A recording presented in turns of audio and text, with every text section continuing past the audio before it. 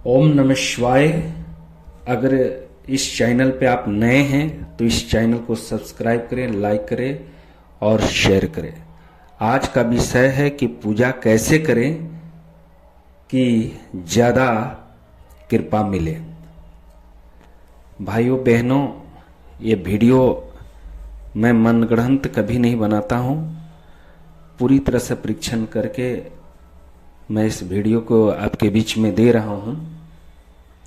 अगर पूजा को ज़्यादा लाभ लेना है, पूजा से ज़्यादा लाभ लेना है तो सबसे पहले आपको नहा धोकर और पूजा को पूरी तरह से साफ सुथरा करके और सप्ताह में एक दिन अपने पूजा के आसन को जरूर धो लें और धो के लगा के भक्ति भाव से बैठें। और बैठने के बाद एक कटोरी में जल ले लें, चम्मच ले लें और इसके बाद सबसे पहले आपको क्या करना है कि गुरु की मंत्र को बोलना है।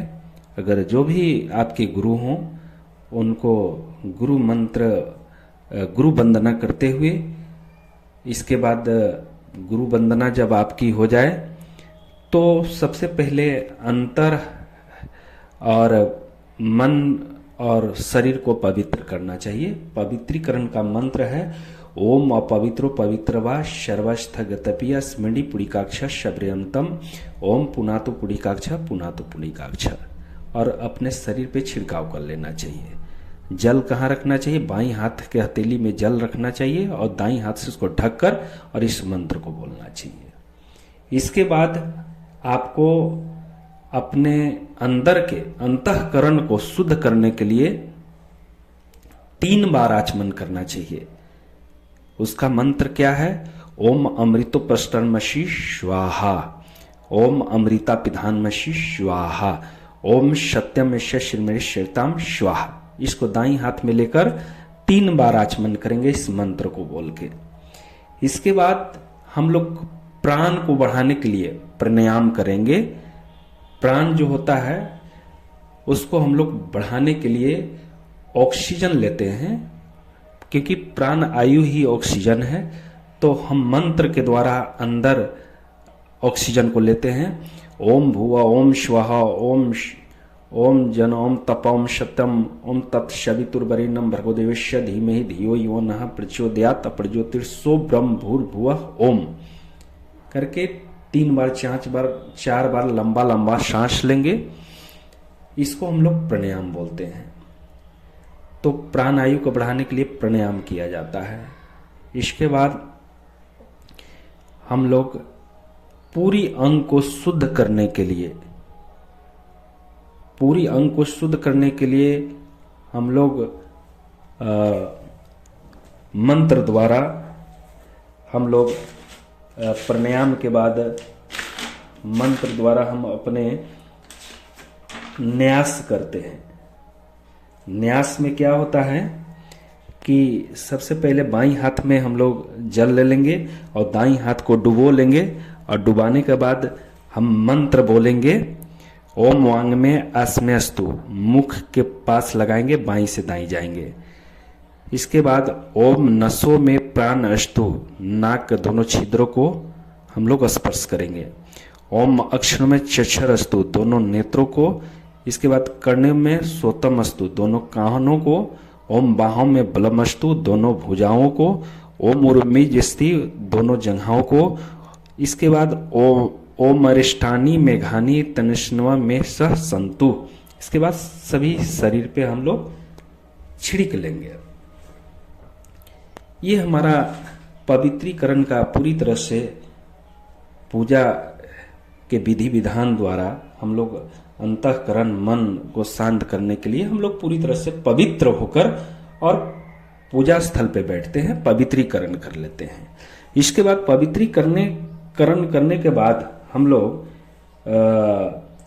पृथ्वी का पूजन करते हैं, क्योंकि जिस पृथ्वी पर हम लोग रह के जहाँ से भोजन हम लोग लेते हैं, यहाँ पे सारी कर्म हम लोग करते हैं, चलते हैं, सोते हैं और मल त्याग तक करते हैं, उस पृथ्वी माता को हम लोग उस पृथ्वी माता के ऋणी होते हैं। इसलिए ऋण को हम लोग को हमेशा अवसर खोजते रहना चुकाने के लिए। उसके लिए पृथ्वी पूजन करेंगे। पृथ्वी पूजन का मंत्र है कि ओम पृथ्वी त्वा घृता लोका देवी त्वं विष्णु घृता तम च धारण मा देवी पवित्रम कुरु चाशनम।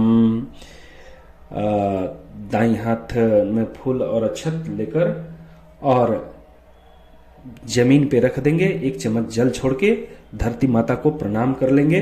ये पृथ्वी पूजन हो गया। इसके बाद पृथ्वी पूजन के बाद यदि आप पूजा करते हैं तो संकल्प लें। आप संकल्प कैसे लेंगे?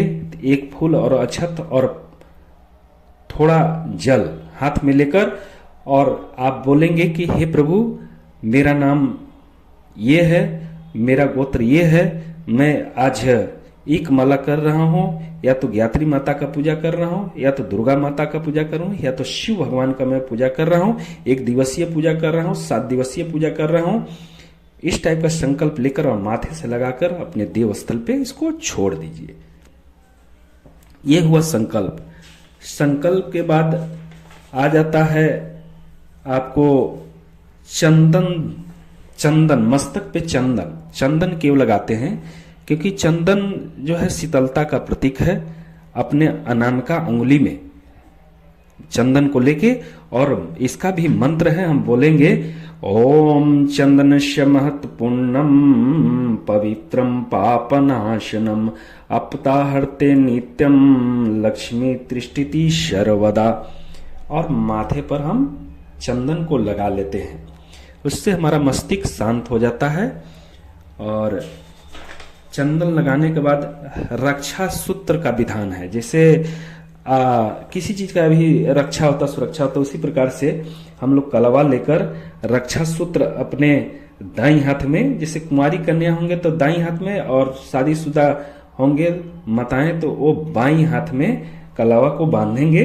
उसका भी मंत्र है ओम व्रतने दीक्षा मापनोति दीक्षा मापनोति दीक्षानाम दक्षिणाम श्रद्धा मापनोति श्रद्धया सत्यम आपते।